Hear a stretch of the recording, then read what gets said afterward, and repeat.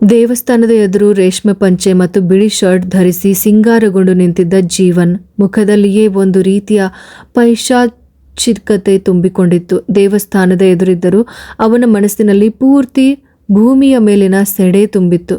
ಇಷ್ಟು ದಿನ ಆಸೆ ಹುಟ್ಟಿಸಿ ಆಡಿಸಿದ್ದೆಲ್ಲ ನೀನು, ಇವತ್ತು ನಿನ್ನ ಆಟಕ್ಕೆಲ್ಲ ಒಂದು ಅಂತ್ಯ. ಕಾರಿನಿಂದ ಇಳಿದು ಬರುತ್ತಿದ್ದ ಭೂಮಿಯನ್ನು ನೋಡಿ ಅವನು ಮನಸ್ಸಿನಲ್ಲೇ ಅಂದುಕೊಂಡ. ಅದೇ ಸಮಯದಲ್ಲಿ ಹೇಮಾಗೆ ಭೂಮಿಯನ್ನು ಕಂಡು ಆಶ್ಚರ್ಯವಾಯಿತು. ಗುಲಾಬಿ ಬಣ್ಣದ ಚೂಡಿದಾರ್ ತೊಟ್ಟು ಉದ್ದನೆಯ ಕೂದಲನ್ನ ಬಿಟ್ಟುಕೊಂಡಿದ್ದ ಒಬ್ಬ ಸುಂದರ ಹುಡುಗಿ. ಅತ್ತಿದ್ದರಿಂದಲೇನೋ ಏನೋ ಕಣ್ಣಿನಲ್ಲಿದ್ದ ಕಾಡಿಗೆ ಸ್ವಲ್ಪ ಅಳಿಸಿತ್ತು. ಆದರೂ ಕಳೆ ತುಂಬಿದ ಮುಖ. ಯಾವ ಗಂಡಸನ್ನಾದರೂ ಮರಳು ಮಾಡುವ ಸೌಂದರ್ಯ ಅವಳದು. ಹುಡುಗನ ಮನಸ್ಸು ಸುಮ್ಮನೆ ಬದಲಾಗಿಲ್ಲ ಬಿಡು. ಹೇಮಾ ಮನಸ್ಸಿನಲ್ಲೇ ಅಂದುಕೊಂಡು ಅವನನ್ನೊಮ್ಮೆ ನೋಡಿ ಮುಗುಳ್ನಕ್ಕಳು. ಹೇಗಿದ್ದಾಳೆ ಅಮ್ಮನ ಸೊಸೆ? ಜೀವನ್ ಕೇಳಿದಾಗ ಹೇಮಾ ಕೈಯಿಂದ ಅವನ ಭುಜಕ್ಕೆ ತಟ್ಟಿದಳು. ಅಷ್ಟರಲ್ಲಿ ಶ್ರೀಜಾ, ರಾಜ ಮತ್ತು ಭೂಮಿ ಅವರ ಬಳಿಗೆ ಬಂದಿದ್ದರು. ಕೊಟ್ಟು ಕಳುಹಿಸಿದ್ದ ಒಡವೆ ಮತ್ತು ಸೀರೆಯನ್ನೇನು ಉಡದೆ ಬಂದಿದ್ದನ್ನು ಕಂಡು ಹೇಮಾಗೆ ಸ್ವಲ್ಪ ಬೇಸರವಾಯಿತು. ಜೀವನ್ನ ಪಕ್ಕದಲ್ಲಿ ನಿಂತಾಗ ಭೂಮಿ ಆಕಸ್ಮಿಕವಾಗಿಯೂ ಅವನ ಮುಖವನ್ನು ನೋಡಿರಲಿಲ್ಲ. ಒಂದು ರೀತಿಯ ದ್ವೇಷ ಮತ್ತು ಅಸಹ್ಯ ಅವಳಿಗೆ ಮೂಡಿತ್ತು. ಆದರೆ ಜೀವನ್ ಕಣ್ಣುಗಳಿಂದಲೇ ಅವಳ ಮೈಮಾಟನ್ನು ಅಳೆಯುವ ಕಾರ್ಯದಲ್ಲಿ ನಿರತನಾಗಿದ್ದ. ಮುಹೂರ್ತವಾಯಿತು. ತಾಳಿ ಕಟ್ಟಿ. ದೇವಸ್ಥಾನದ ಪುರೋಹಿತರು ಹೇಳಿದ್ದನ್ನು ಕೇಳಿ ಭೂಮಿ ಹೆದರಿಕೆಯಿಂದ ಸುತ್ತಮುತ್ತ ನೋಡಿದಳು. ಅಗ್ನಿ ಇನ್ನೂ ಬಂದಿರಲಿಲ್ಲ. ಅವಳು ದೇವಸ್ಥಾನದ ಒಳಗೆ ನೋಡುತ್ತಾ ಮನಸಾರೆ ಪ್ರಾರ್ಥಿಸಿದಳು. ಕೈ ಬಿಡಬೇಡ ಭಗವಂತ, ನನಗೆ ಉಳಿದಿರೋದು ಕೊನೆ ದಾರಿ ಇದು. ಇಲ್ಲಿ ನಾನು ಸೋತು ಹೋದರೆ ಆಮೇಲೆ ಈ ಭೂಮಿ ಬದುಕಿರಲ್ಲ. ಒಂದು ಹನಿ ಕಣ್ಣೀರು ಅವಳ ಕೆನ್ನೆಯನ್ನು ಸವರಿಕೊಂಡು ನೆಲಕ್ಕೆ ಬಿದ್ದು ಚೂರಾಯಿತು. ಜೀವನ್ ಪೂಜಿಸಿ ಇಟ್ಟಿದ್ದ ಹಳದಿ ದಾರದಲ್ಲಿ ಪೋಣಿಸಿದ ತಾಳಿಯನ್ನು ತೆಗೆದುಕೊಂಡು ಅವಳತ್ತ ತಿರುಗಿದಾಗ ಅವಳು ಹಿಂದೆ ಹೆಜ್ಜೆ ಇಟ್ಟಳು. ಎಲ್ಲಿಗೆ ಓಡ್ತಿದ್ಯಾ ನೀನು? ಇನ್ನೂ ನಿನಗೆ ಉಳಿಕಾಲವಿಲ್ಲ. ಜೀವನ್ ಹಾಗೆ ಹೇಳಿ ಮುಂದಕ್ಕೆ ಬಂದ ತಕ್ಷಣ ಯಾರೋ ಒದ್ದ ರಭಸಕ್ಕೆ ಅವನು ಹಿಂದಕ್ಕೆ ಮುಗುಚಿ ಬಿದ್ದ. ಅದೇ ಸಮಯದಲ್ಲಿ ಭೂಮಿ ಒಮ್ಮೆ ಹಿಂತಿರುಗಿ ನೋಡಿದಳು. ಸಿಟ್ಟಿನಿಂದ ಬಿಗಿಯಾದ ಮುಖದೊಂದಿಗೆ ನೇವಿ ಬ್ಲೂ ಬಣ್ಣದ ಶರ್ಟ್ ಮತ್ತು ಪ್ಯಾಂಟನ್ನ ತೊಟ್ಟು ತನ್ನ ಹಿಂದೆ ನಿಂತಿದ್ದವನನ್ನು ಕಂಡೊಡನೆ ಅವಳು ಅಳುತ್ತಾ ಅವನನ್ನು ತಬ್ಬಿಕೊಂಡು ಆ ಎದೆಯಲ್ಲಿ ಮುಖ ಹುದುಗಿಸಿದಳು. ಅಗ್ನಿ ಒಂದು ಕೈಯಲ್ಲಿ ಅವಳ ಸೊಂಟವನ್ನು ಬಳಸಿ ತನ್ನತ್ತ ಅಪ್ಪಿಕೊಂಡ. ಅಗ್ನಿ ಆತ ಭೂಮಿಯ ಬಿಕ್ಕಳಿಕೆಯನ್ನು ಕಂಡು ಅವನು ಮೆಲ್ಲನೆ ಅವಳ ಬೆನ್ನನ್ನು ಸವರಿದ. ಅಷ್ಟರಲ್ಲಿ ರಾಜ ಓಡಿ ಬಂದು ಭೂಮಿಯನ್ನು ಅವನಿಂದ ಎಳೆದು ದೂರ ಮಾಡಿ ಕೊನೆಗೆ ಹೊಡೆಯಲು ಕೈ ಎತ್ತಿದಾಗ ಅಗ್ನಿ ರಾಜನನ್ನು ತಡೆದು ಅವನ ಕೆನ್ನೆಗೆ ಬಲವಾಗಿ ಹುಟ್ಟಿಸಿದ್ದ ಮಾತ್ರಕ್ಕೆ ಯಾರೂ ಅಪ್ಪನಾಗಲ್ಲ ಕಣೋ. ಇನ್ನು ನನ್ನ ಹುಡುಗಿಯ ಮೇಲೆ ನಿನ್ನ ಒಂದು ಬೆರಳು ಎತ್ತಿದರೂ ನೋಡು. ಅಗ್ನಿಯ ಕೋಪದಿಂದ ಉರಿಯುತ್ತಿದ್ದ ಮುಖವನ್ನು ಭೂಮಿ ಆಗಲೂ ನೋಡಿರಲಿಲ್ಲ. ಅವಳಿನ್ನು ಅವನ ಎದೆಯಲ್ಲೇ ಮುಖ ಒದಗಿಸಿದ್ದಳು. ಕಿವಿಯಲ್ಲಿ ಪ್ರತಿಧ್ವನಿಸುತ್ತಿದ್ದ ನನ್ನ ಹುಡುಗಿ ಎಂಬ ಮಾತಿನಲ್ಲೇ ಅವಳು ಕಳೆದು ಹೋಗಿದ್ದಳು. ರಾಜನ ಮುಖ ಒಂದು ಕಡೆಗೆ ವಾಲಿಕೊಂಡಿತ್ತು. ಅದನ್ನು ಕಂಡು ಜೀವನ್ ಓಡಿ ಬಂದು ಅಗ್ನಿಗೆ ಒದೆಯುವ ಮುನ್ನವೇ ಮತ್ತೊಬ್ಬನ ಏಟಿಗೆ ಅವನು ಬಿದ್ದು ಹೋದ. ಅರವಿ ಸಿಟ್ಟಿನಿಂದ ಕೈ ತೋಳು ಮಡಚಿ ಜೀವನ್ನ ಕಾಲರ್ ಹಿಡಿದು ಎತ್ತಿ ದೇವಸ್ಥಾನದ ಗೋಡೆಗೆ ಒರಗಿಸಿ ಎದೆಗೆ ಮತ್ತು ಹೊಟ್ಟೆಗೆ ಗುದ್ದಿದ. ಜೀವನ್ನ ಜೊತೆ ಬಂದಿದ್ದ ಇಬ್ಬರು ಸ್ನೇಹಿತರನ್ನ ಹೊರಗೆ ಅಟ್ಟಿಸಿ ಬಂದ ಆದಿ ಅಲ್ಲಿ ನಡೆಯುತ್ತಿದ್ದ ದೃಶ್ಯವನ್ನು ಕಂಡ. ಅದನ್ನು ನೋಡಿ ಅರವಿಯ ಜೊತೆಗೆ ಆದಿಯೂ ಕೂಡ ಸೇರಿಕೊಂಡ. ಶ್ರೀಯಿಂದ ತಿಂದಿದ್ದ ಏಟಿನಿಂದ ದೇಹ ಸ್ವಲ್ಪ ಚೇತರಿಸಿಕೊಳ್ಳುತ್ತಿದ್ದಾಗಲೇ ಜೀವನ್ಗೆ ಇವರಿಬ್ಬರಿಂದ ಏಟುಗಳು ಬೀಳ್ತಾ ಇತ್ತು. ಹಾಗಾಗಿ ಅವರ ಕೌಶಲ್ಯದ ಮುಂದೆ ಜೀವನ್ಗೆ ಏನೂ ಮಾಡೋದಕ್ಕೆ ಸಾಧ್ಯವಾಗಲಿಲ್ಲ. ಭೂಮಿಯನ್ನು ಕೇಳುವವರು ಯಾರೂ ಇಲ್ಲ ಎಂಬ ಧೈರ್ಯದಲ್ಲಿಯೇ ಅವನು ಈ ಸಮಯದಲ್ಲಿ ಮದುವೆಗೆ ಅಂತ ಮುಂದಾಗಿದ್ದ. ಅದಕ್ಕೆ ಕಾರಣ ರಾಜನ್ನೇ ಆಗಿದ್ದ. ಮನೆ ಕಟ್ಟಲು ಇನ್ನು ಹಣದ ಅಗತ್ಯವಿದ್ದರಿಂದ ರಾಜ ಶ್ರೀ ಊರು ಬಿಟ್ಟು ಹೋದ ವಿಚಾರವನ್ನು ಜೀವನ್ಗೆ ತಂತ್ರದಿಂದ ತಿಳಿಸಿದ್ದ. ಅರವಿ ಮತ್ತು ಆದಿಯ ಏಟಿನಿಂದ ಜೀವನ್ ಹೈರಾಣಾಗಿದ್ದ. ಹೇಮಾ ಜೀವನನ್ನು ಕಾಪಾಡಲು ಯತ್ನಿಸುತ್ತಿದ್ದರೂ ಅವಳಿಗೆ ಅವರನ್ನು ತಡೆಯಲು ಸಾಧ್ಯವಾಗುತ್ತಿರಲಿಲ್ಲ. ಇದರ ಮಧ್ಯೆ ಆದಿಯಿಂದ ರಾಜನಿಗೂ 2 ಏಟು ಬಿತ್ತು. ಅದರೊಂದಿಗೆ ಅವರ ನಡುವೆ ಹೋಗದೆ ರಾಜ ಶ್ರೀಜಾಳ ಜೊತೆ ಸ್ವಲ್ಪ ಹಿಂದೆ ಸರಿದು ನಿಂತ. ಆಗಲೂ ಭೂಮಿ ಅಗ್ನಿಯ ಎದೆಗೆ ಮುಖವೊರಗಿಸಿ ನಿಂತಿದ್ದಳು. ಮುಂದೆ ನಡೆಯುತ್ತಿದ್ದ ಘಟನೆಯನ್ನೆಲ್ಲ ಕಂಡು ಅಗ್ನಿ ನಗುತ್ತಲೇ ಅಲ್ಲಿ ನೋಡುತ್ತಾ ನಿಂತಿದ್ದ. ದೇವಸ್ಥಾನದ ಪುರೋಹಿತರು ಅವರಲ್ಲಿ ಗಲಾಟೆ ಮಾಡಬೇಡಿ ಎಂದು ಹೇಳುತ್ತಿದ್ದರು. ಅವರಾರೂ ಅದನ್ನು ಕೇಳಿಸ್ಕೊಳ್ತಾ ಇರಲಿಲ್ಲ. ಭಾರದ್ವಾಜ ಮನೆತನದವರನ್ನ ತಿಳಿದವರು ಯಾರೂ ಇಲ್ಲದ ಕಾರಣ ಪುರೋಹಿತರು ಕೊನೆಗೆ ಅಗ್ನಿಯ ಬಳಿ ಇದನ್ನೊಮ್ಮೆ ನಿಲ್ಲಿಸುವಂತೆ ವಿನಂತಿಸಿಕೊಂಡಾಗ ಅವನು ಅರವಿಯನ್ನ ಕರೆದ. ಅರವಿ ಮತ್ತು ಆದಿ ಜೀವನನ್ನ ಬಿಟ್ಟಾಗ ಅವನು ಏಟು ತಿಂದು ಸುಸ್ತಾಗಿ ನೆಲಕ್ಕೆ ಬಿದ್ದ. ಹೇಮ ಓಡಿ ಬಂದು ಅಳುತ್ತಾ ಅವನನ್ನ ಹಿಡಿದುಕೊಂಡ್ಲು. ಆದರೆ ಜೀವನ್ಗೆ ತನ್ನ ದೇಹವನ್ನ ಸ್ವಲ್ಪವೂ ಅಲುಗಾಡಿಸಲು ಆಗ್ತಾ ಇರಲಿಲ್ಲ. ಆಯಿತು ಪುರೋಹಿತ್ರೆ, ಇದೊಂದು ಶುದ್ಧಿ ಕಾರ್ಯವಾಗಿತ್ತು. ಇನ್ನು ನಾವು ತಾಳಿ ಕಟ್ಟಬಹುದಾ? ಅಗ್ನಿ ನಗುತ್ತಲೇ ಪುರೋಹಿತರನ್ನ ಕೇಳಿದಾಗ ಅವರು ತಲೆ ಆಡಿಸಿದರು. ಆದಿ ತನ್ನ ಜೇಬಿನಿಂದ ತಾಳಿ ಸರವನ್ನ ತೆಗೆದು ಪುರೋಹಿತರ ಕೈಗೆ ಪೂಜಿಸಲು ಕೊಟ್ಟ. ಅಗ್ನಿ ಭೂಮಿಗೆ ಆದಿಯನ್ನ ಪರಿಚಯಿಸಲು ಅವಳನ್ನ ಕರೆಯಲು ಹೋದಾಗ ಅವಳು ಮಾಡುತ್ತಿದ್ದ ಕೆಲಸವನ್ನ ಗಮನಿಸಿದ. ತನ್ನ ಎದೆಗೆ ಮುಖವೊರಗಿಸಿಕೊಂಡು ಶರ್ಟ್ನ ಮಧ್ಯದಿಂದ ಹೊರಗೆ ಕಾಣುತ್ತಿದ್ದ ಚಿನ್ನದ ಚೈನಿನಲ್ಲಿದ್ದ ಓಂಕಾರದ ಲಾಕೆಟನ್ನು ಬೆರಳಿನಿಂದ ಸವರಿಕೊಂಡು ಆಟವಾಡುತ್ತಿದ್ದವಳು ಹುಡುಗಿ. ಅಲ್ಲಿ ನಡೆದದ್ದಾವುದರ ಪರಿವೆಯೂ ಇಲ್ಲದೆ ಕೇವಲ ಅದರಲ್ಲೇ ಗಮನವಿಟ್ಟು ನಿಂತಿರುವುದನ್ನು ಅವನು ತುಂಟೆತನದಿಂದ ನೋಡಿದ. ಭೂಮಿ ನಿಂತಿದ್ದ ರೀತಿಯನ್ನ ಕಂಡು ನಗುತ್ತಲೇ ಆದಿ ಮತ್ತು ಅರವಿಯನ್ನ ನೋಡ್ದ. ಈ ತಾಳಿಗೆ 1-1.5 ಪವನ್ ತೂಕ ಇರ್ಬೋದು ಅಲ್ವಾ? ಆದಿ ನಗುತ್ತಲೇ ಅವಳ ತಲೆಗೆ ಮೆಲ್ಲನೆ ಕುಟ್ಟಿ ಹೇಳಿದಾಗ ಅವಳು ಬೆಚ್ಚಿಬಿದ್ದು ಕೈಯನ್ನ ಹಿಂದೆ ಕೆಳೆದುಕೊಳ್ತಾಳೆ. ಅವರನ್ನೆಲ್ಲ ನೋಡಲು ಸಾಧ್ಯವಾಗದೆ ಅವಳು ನಾಚಿಕೆಯಿಂದ ತಲೆ ತಗ್ಗಿಸಿದಳು. ನಾಚಿಕೆ ಪಡಬೇಡಮ್ಮ, ಮತ್ತೇನು, ಹಾಗಾದರೆ ಶಾಸ್ತ್ರವನ್ನೇ ಮಾಡಿಬಿಡೋಣವಾ? ಆದಿ ಅವಳನ್ನು ನೋಡಿ ಕೇಳಿದಾಗ ಅವಳು ಗಾಬರಿಯಿಂದ ಅಗ್ನಿಯನ್ನು ನೋಡಿದ್ಲು. ಹಾಂ, ಒಪ್ಪಿಗೆ ಇಲ್ವಾ? ಅಗ್ನಿ ಅವಳ ಮುಖಭಾವವನ್ನು ಕಂಡು ಕೇಳ್ದ. ಅದು ಈಗ ನಾನು ಏನೂ ಇಲ್ದವಳು, ಆಮೇಲೆ ನನ್ನನ್ನು ತಿರಸ್ಕಾರದಿಂದ ನೋಡಿದ್ರೆ. ಭಯದಿಂದ ಕೇಳಿದವಳನ್ನ ದೇವಸ್ಥಾನದ ಒಳಗೆ ತಿರುಗಿಸಿ ನಿಲ್ಲಿಸಿ ಅವನು ಅವಳ ಕೈಯನ್ನು ತನ್ನ ಕೈಯಲ್ಲಿ ಭದ್ರವಾಗಿ ಹಿಡಿದುಕೊಂಡ. ಅಗ್ನಿಗೆ ಸುಮ್ಮನೆ ಮಾತು ಕೊಡುವ ಅಭ್ಯಾಸವಿಲ್ಲ.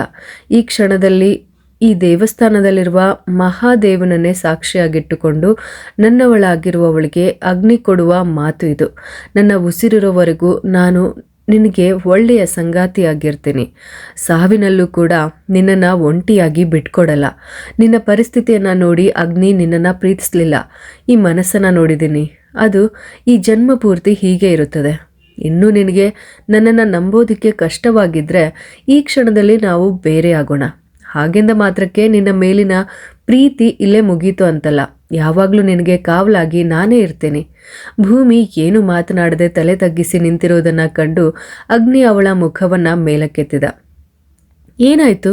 ಏನು ಹೇಳಬೇಕೆಂದು ಗೊತ್ತಾಗ್ತಿಲ್ವಾ? ಮತ್ತೆ ಅಗ್ನಿಗೆ ಅರ್ಥವಾಗದೆ ಅನುಮಾನದಿಂದ ಹುಬ್ಬೇರಿಸ್ದ. ನನ್ನನ್ನು ಯಾವತ್ತೂ ಒಂಟಿ ಮಾಡಲ್ಲ ತಾನೆ? ಹಾಗಾದರೆ ನಾನು ಇಷ್ಟೊತ್ತು ಹೇಳಿದ್ದೆಲ್ಲ ವೇಸ್ಟ್ ಆಯಿತಾ? ನಾನು ಹೇಳಿಲ್ವಾ ಯಾವತ್ತೂ ಒಂಟಿ ಮಾಡಲ್ಲ ಅಂತ? ಯಾವಾಗಲೂ ಹೀಗೆ ತಬ್ಕೊಂಡಿರ್ತೀನಿ, ಸಾಕಾ? ಹಾಂ, ಅವಳು ತಲೆ ಆಡಿಸಿದಳು. ಅಷ್ಟರಲ್ಲಾಗಲೇ ಪುರೋಹಿತರು ಪೂಜಿಸಿದ ತಾಳಿಯೊಂದಿಗೆ ಹೊರಗೆ ಬಂದಿದ್ರು. ಮುಹೂರ್ತ ಮುಗಿಯುವಷ್ಟರಲ್ಲಿ ತಾಳಿ ಕಟ್ಟಿ ಪುರೋಹಿತರು ಹೇಳಿದ್ದನ್ನು ಕೇಳಿ ಅಗ್ನಿ ಆದಿಯತ್ತ ಒಮ್ಮೆ ನೋಡಿ ಪುರೋಹಿತರಿಂದ ತಾಳಿ ಇಸ್ಕೊಂಡು ಭೂಮಿಯನ್ನು ನೋಡ್ದ. ಹೆದರಿಕೆಯಿಂದಲೋ ಏನೋ ಅವಳ ಹಣೆಯ ಮೇಲೆ ಬೆವರಿನ ಹನಿಗಳು ಮೂಡಿದವು. 2 ಕೈ ಬೆರಳುಗಳನ್ನು ಒಟ್ಟಿಗೆ ಹಿಡಿದುಕೊಂಡು ಕಣ್ಣುಗಳನ್ನು ಅತ್ತಿತ್ತ ಓಡಿಸುತ್ತಿದ್ದಳು ಭೂಮಿ. ಅಗ್ನಿ ಕರೆದಾಗ ಅವಳು ತಲೆ ಎತ್ತಿ ನೋಡಿದಳು. ತಕ್ಷಣವೇ ಅವನು ಅವಳ ಕೊರಳಿಗೆ ತಾಳಿ ಸರವನ್ನು ಹಾಕಿ 3 ಗಂಟನ ಬಿಗಿದ. ಅವಳ ಕಣ್ಣುಗಳು ಕಣ್ಣೀರಿನಿಂದ ತುಂಬಿ ಹರಿದವು. ಅಗ್ನಿಯ 2 ಬೆರಳುಗಳು ಅವಳ ಹಣೆಯ ಮೇಲಿನ ಸಿಂಧೂರವನ್ನು ಮುಟ್ಟಿದ ತಕ್ಷಣ ಅದು ಮುಳುಗುವ ಸೂರ್ಯನಂತೆ ಕೆಂಪಾಯಿತು. ಹುಡುಗಿಯ ಮುಖದಲ್ಲಿ ವಿಶೇಷವಾದ ಕಳೆಯೇ ಮೂಡಿದಂತೆ ಭಾಸವಾಯಿತು. ಪುರೋಹಿತರು ಮಲ್ಲಿಗೆ ಹೂವುಗಳಿಂದ ಕಟ್ಟಿದ ಸಣ್ಣ ಹಾರವನ್ನು ಅವರತ್ತ ಚಾಚಿದರು. ಪುರೋಹಿತರು ಹೇಳಿದಂತೆ ನಡುಗುವ ಕೈಗಳಿಂದ ಭೂಮಿ ಅದನ್ನು ಅಗ್ನಿಯ ಕೊರಳಿಗೆ ಹಾಕಿದಳು. ಅವನು ಸಣ್ಣ ನಗುವಿನೊಂದಿಗೆ ಅದನ್ನು ಸ್ವೀಕರಿಸಿ ಅವಳ ಕೊರಳಿಗೆ ಆ ಹಾರವನ್ನು ಹಾಕಿದ. ಆದಿಯ ಸೂಚನೆಯಂತೆ ಪುರೋಹಿತರಿಗೆ ದಕ್ಷಿಣೆ ಕೊಟ್ಟು ಇಬ್ಬರು ಪುರೋಹಿತರ ಕಾಲನ್ನು ಮುಟ್ಟಿ ನಮಸ್ಕಾರ ಮಾಡಿದರು.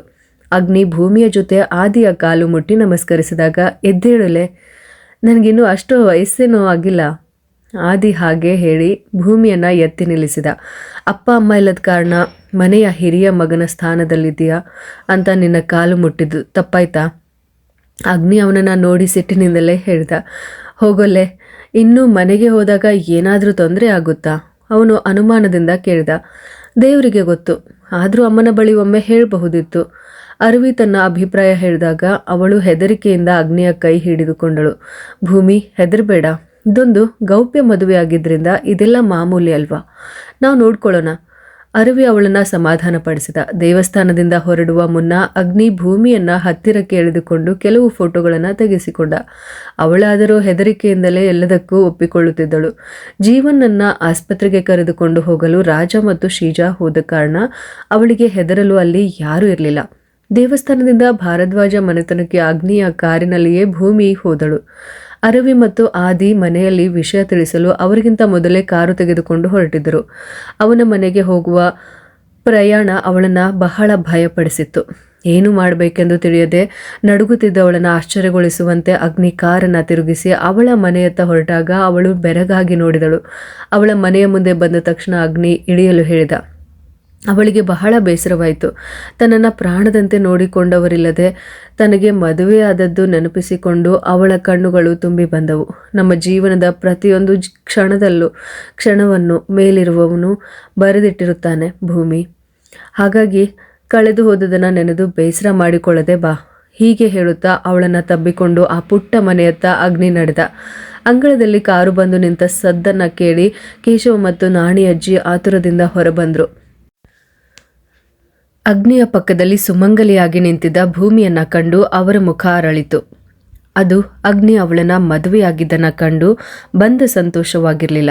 ಬದಲಾಗಿ ಜೀವನ ತಾಳಿ ಅವಳ ಕೊರಳಿಗೆ ಬೀಳಲಿಲ್ಲವಲ್ಲ ಎಂಬ ನೆಮ್ಮದಿ ಅವರ ಮುಖದಲ್ಲಿತ್ತು. ಮಗಳೇ, ನಾಣಿ ಅಜ್ಜಿ ಅಳುತ್ತಾ ಅವಳನ್ನ ತಬ್ಬಿಕೊಂಡರು. ಮಗಳೇ, ಅಜ್ಜಿ ಎಷ್ಟು ಹೆದರಿಕೊಂಡಿದ್ವಿ ಗೊತ್ತಾ ಕಣೆ. ಆ ದ್ರೋಹಿ ನನ್ನ ಮಗಳಿಗೆ ಏನಾದರೂ ತೊಂದರೆ ಮಾಡ್ತಾನೋ ಅಂತ ಜೀವ ಕೈಯಲ್ಲಿ ಹಿಡ್ಕೊಂಡು ಕೂತ್ಕೊಂಡಿದ್ವಿ. ಹೀಗೆ ಹೇಳುತ್ತಾ ಬಿಕ್ಕಿ ಬಿಕ್ಕಿ ಅಳುತ್ತಿದ್ದ ನಾಣಿ ಅಜ್ಜಿಯನ್ನ ಅಗ್ನಿ ಸಮಾಧಾನ ಪಡಿಸಿದ.